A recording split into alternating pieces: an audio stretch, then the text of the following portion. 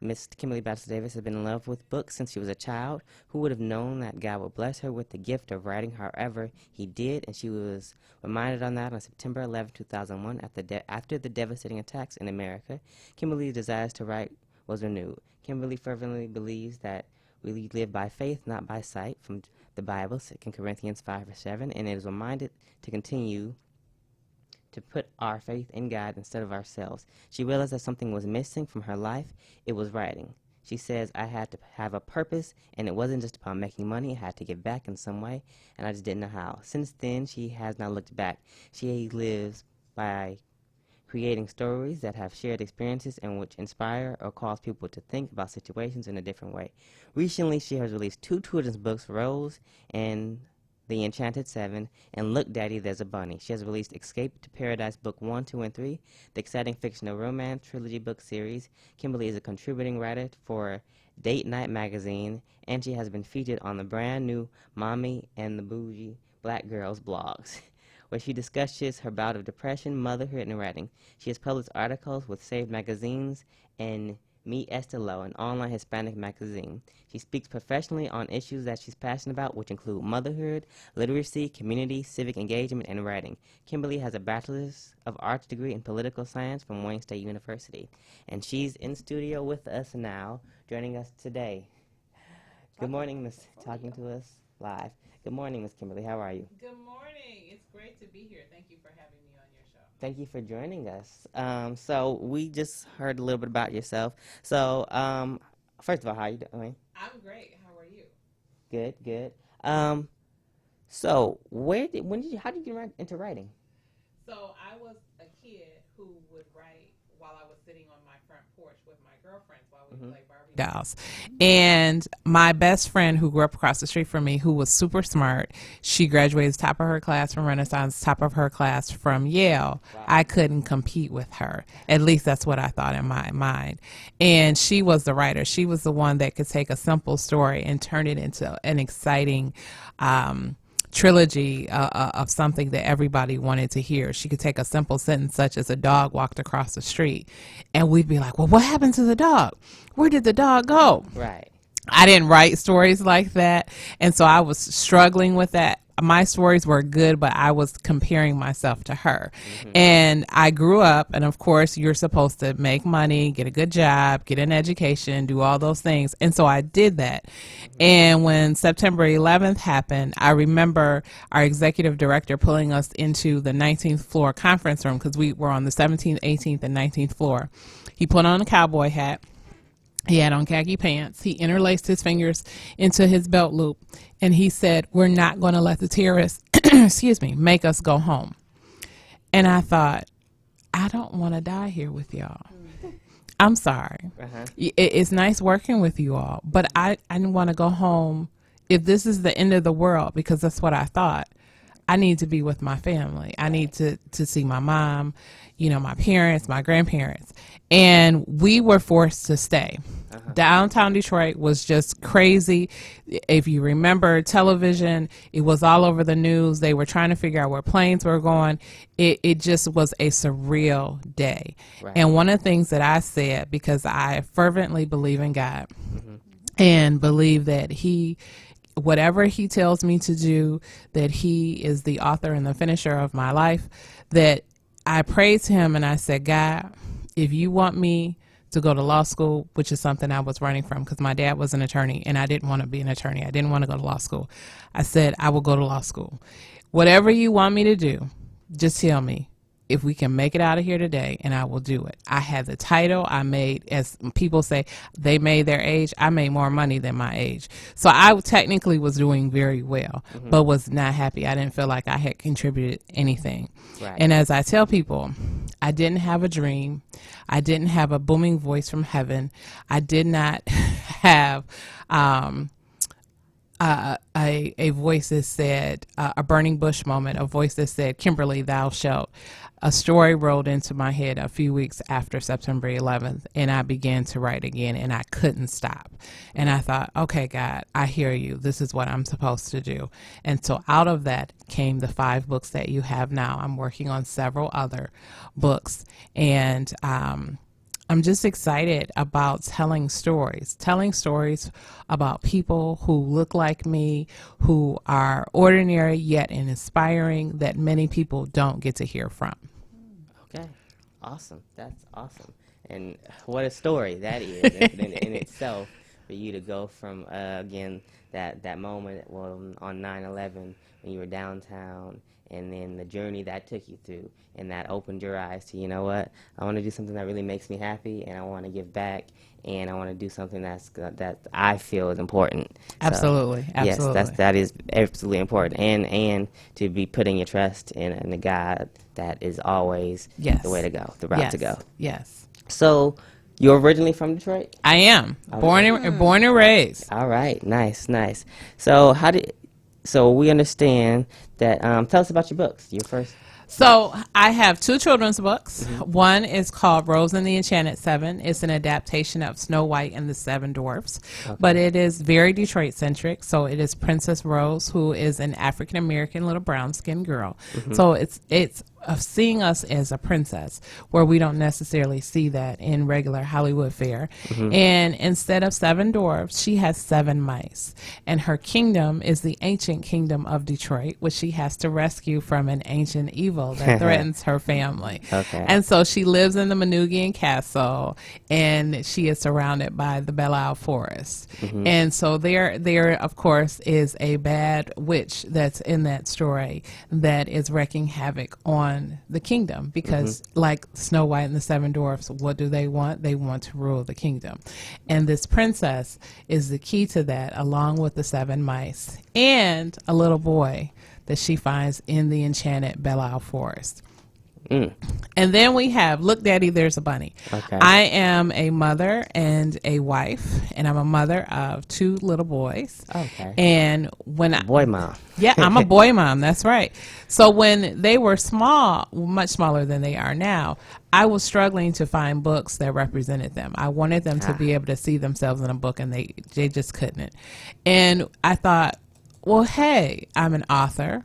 Why not solve my own problem and create a book? And so that's what I did. So I started writing a book about them taking a walk through their neighborhood, because that's something that we do. And they encounter all different types of animals, from bunnies to squirrels to raccoons to possums to a skunk. And they end up rescuing a big bad or a baby bunny from a big bad cat. It's a very simple story, but it's an easy reader for young kids. And so I wanted kids to be able to have picture identification, where they could see the story, enjoy the story, but also have a positive view of a family. And so one of the things that happens when people purchase that book, they're like, wow, you show a mom and a dad and kids, and they're walking through a neighborhood, and there's no negativity or the typical stereotypes that we often hear associated within the Black community. Right. And then I have my trilogy, Escape to Paradise, book 1, 2, and 3. Which is essentially about my battle with depression, but on a fictional level.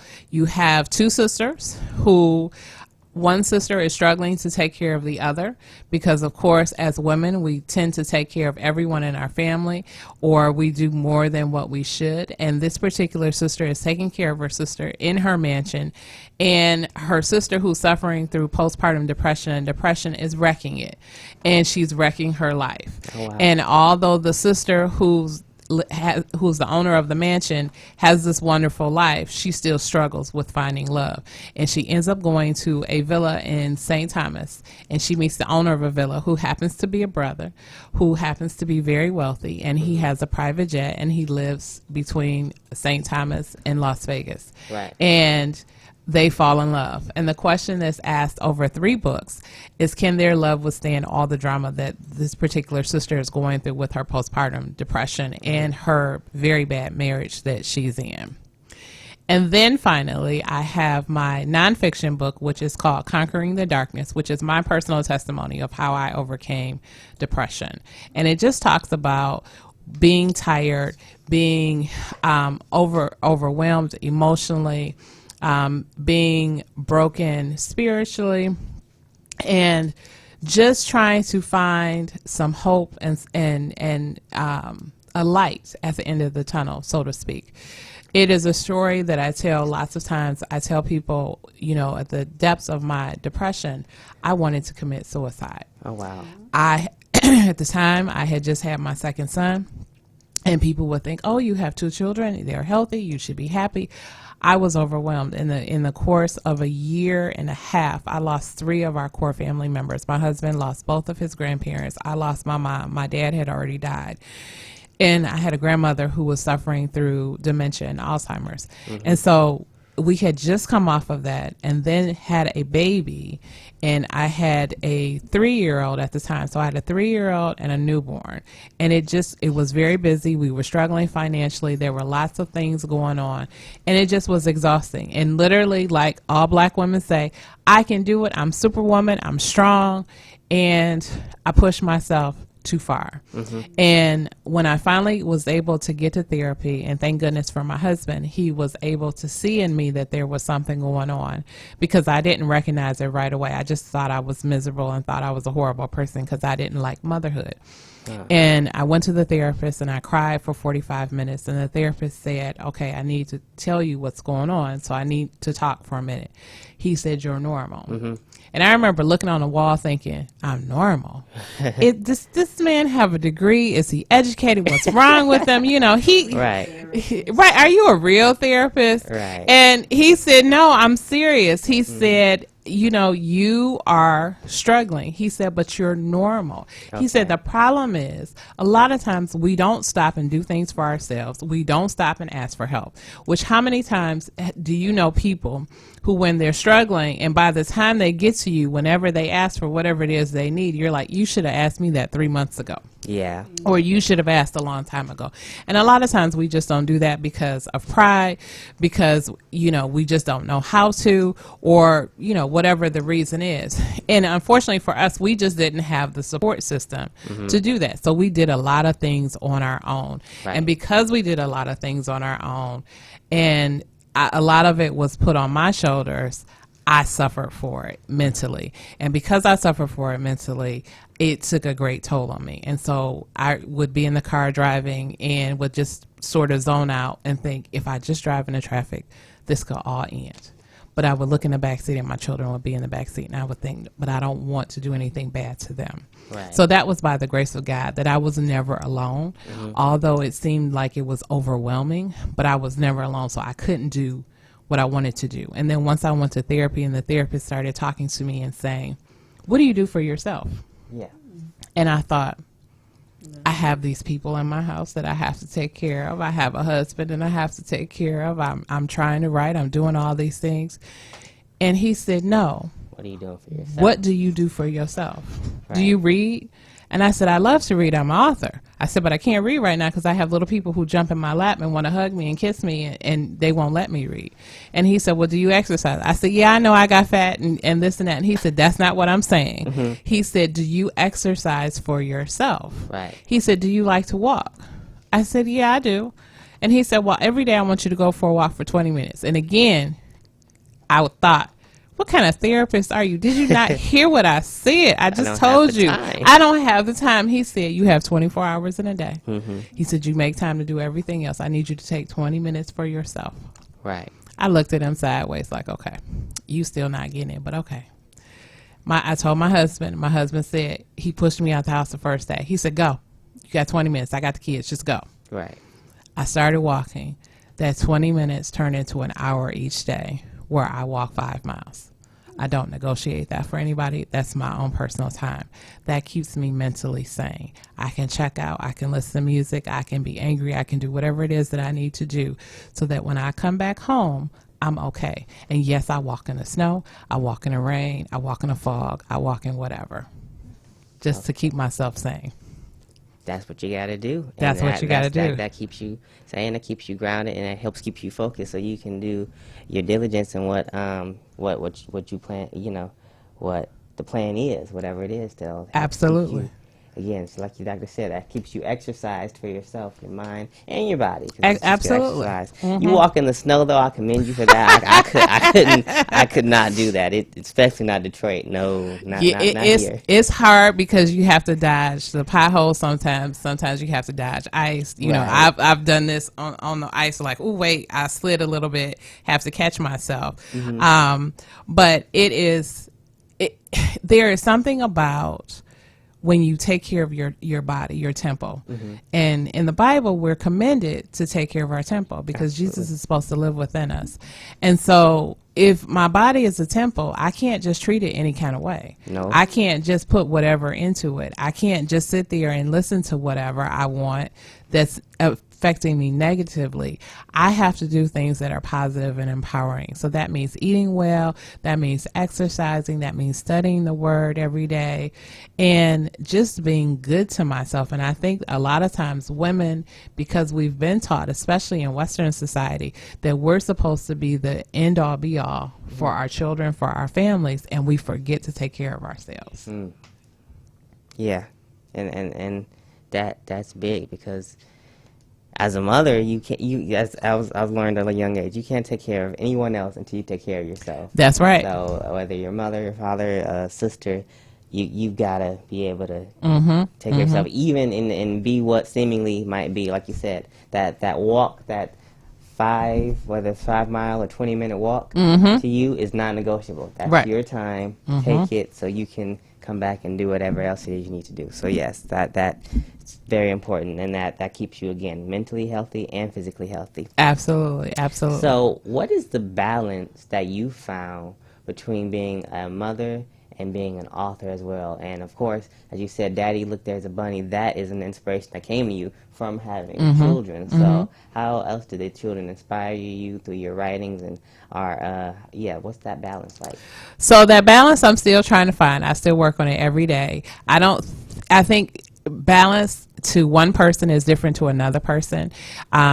You have to figure out what works for you. So I have an 11-year-old and a 7-year-old, and both of them have their own schedule of activities that they're involved in. So I am balancing 4 different schedules: my schedule, their schedule, and my husband's schedule. And what I always try to do, I make sure every day that I write, no matter if it's only an hour or maybe it's 6 hours. And then as an event consultant, because I also do that, I'm also a playwright and soon to be a filmmaker. Okay. I will have different projects at different times. So scheduling, making lists works for me, and figuring out how to plug in time for different things. But my children inspire me because I watch them, and there's this innocence and there is this zest and this zeal to live and to grow and to learn. And with that, they inspire me in writing stories, especially telling inspiring stories that we don't necessarily hear from other people.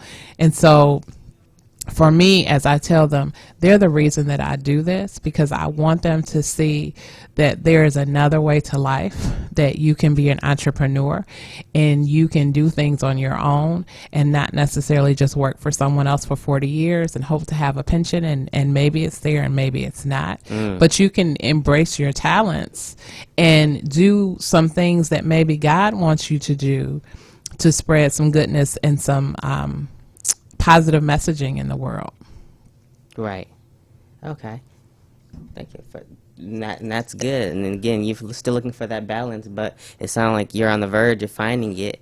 You said you're a playwright and soon to be filmmaker? Yes. So can you tell us about some of the plays you So I did my first play a couple years ago. It's called The Party at Belshazzar's House. And so this is Belshazzar from the Bible. And this is when God writes the writing on the wall where he judges Belshazzar because he has been decadent and he has done some very bad things. So we did a modern day version of that, set in the 80s with a rapper, hip hop artist, because I'm a 80s hip hop baby. And so we did that, and it was a cool experience. We did 3 days at a venue in Southfield, and it was well attended and well received. My next project is to do a film on a party that happens in Detroit, and some bad things happen at that party. And the person that these things happen to questions God. And she goes, why did this happen to me? And where is God in all of this? And also I'm excited because I'm getting ready to launch my first podcast, the Kimberly Batchelor Davis Show. And that'll be launching in April 2020. Okay. Well, yes. So I got a lot going on. Yes, definitely. We look forward to hearing more about the podcast as we are here now on doing our podcast. So absolutely. Yeah, so we thank encourage you to do that. And thank you for coming on to talk to us about that. And the filmmaking. So is that new film? Do we have a start date, a release date, a shooting date? Do we have? Well, we're still in the pre-production part of that. We're still in the pre-production part of that. Okay. I'm still working on the script, but I do have a director in place, and I have several people who have approached me who know about this project who want to be a part of that. So that's always exciting. The thing about when you're working on films or you're working on plays or you're working on books, there's always a lot in the beginning that has to be done in terms of writing and editing and making sure that everything is correct and that your story flows well and that you don't have minor issues that will mess up your story. And so you have to go through a lot of that first. So there's a lot of writing, a lot of rewrites, and then a lot of editing. So that takes a minute to go through that process. Absolutely, but I'm sure your experience as an author and a writer helps with that. Yes. Make that process a little less chaotic. Slightly less inconvenient. Right, slightly less inconvenient. Sometimes, because my editor, specifically, I'm working on a memoir for someone, and it's been a battle of what do you include, what do you not include, and although it sounds good dramatically, does it drive your story or does it bog the story down? And so those become issues that you have to deal with. And so sometimes you have to really think about that in terms of what is moving your story along. And so sometimes you have to make the painful decision to cut something that you really wanted to include in the story, but because it just doesn't work, either it's placed in the wrong place or it's just too much detail for that part of the story. Right. All right. Well, we thank you, Ms. Davis, and we look forward to hearing from you. I understand that, again, writer, playwright, soon to be filmmaker, so we wish you the best of luck in all your ventures. Soon to be podcaster. Yes. That's going to be exciting, and I'm assuming on the podcast you're going to be talking about more on your journey. Yes. And the journey as a filmmaker and author. Yes. And again, keep going on your walks and keep that health in mind.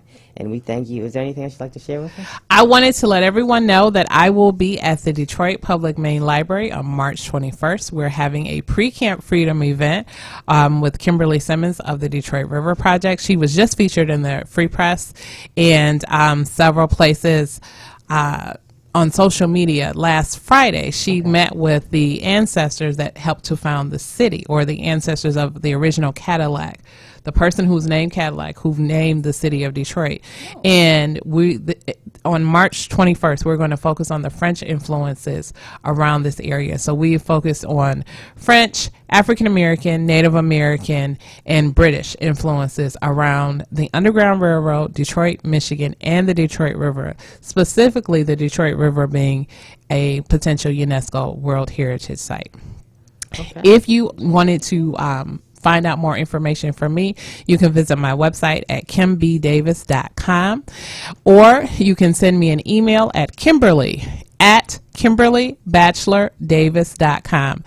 And Batchelor is BATCHELOR, Davis, so it's kimberlybatchelordavis.com. You can reach me at that. Okay. Well, we thank you. And again, I was going to ask you that other upcoming event. So the Detroit Public Main Library, what's the date on that again? That is March 21st, and that is from 12 to 5, or 12 noon to 5 p.m., and we will be in the music room. Okay, inside the music room, 5 to 5.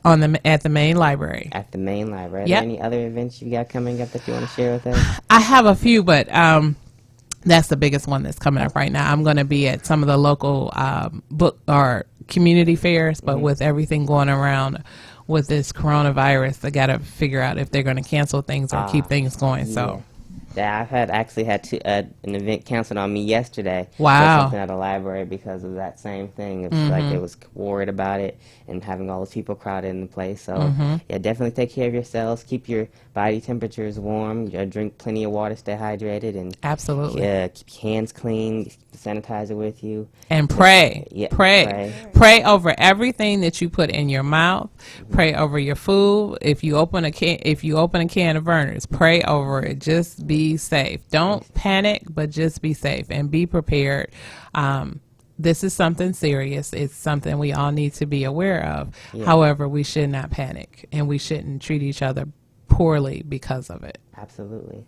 And one thing that I've always practiced, and might be a good thing for a lot of other people to practice now, start eating at home more. Exactly. Yeah, just eat at home more. That'll keep down on a lot of the It positive sure spread will. of this. It sure because will. Then you're not having so many people touch your food and deal with it and whatnot Right. that might not take those practices into place. Mm-hmm. Yep. Okay, Ms. Davis, how do we, again, you say you have some upcoming events possibly, and maybe some of them, hopefully you really won't, but in case some of them you cancel that people may already know about, how do we keep in contact with you? So you want to go to my website, which is www.kimdavis.com. And you can either send me an email at kimberly@kimberlybachelordavis.com, or you can call me at 650-746-4427. And always remember that the Bachelor Davis Group, we produce large and small events to help increase your brand identity within the community. Okay. Well, thank you again, and we look forward to hearing more from you, more positive things from you. Look forward to the release date of that podcast and hearing more about your other future projects and movies, and wish you the best. Thank you very much. Thank you for having me on. I enjoyed my time this morning. Yes, thank you. All right, when we come back, we're going to have Miss Kadira's quotes right here on Live in the D with Mitchie Beebe. We'll be right back. Stay with us. Thank you guys for tuning in. Remember the words you told me, love me till the day I die.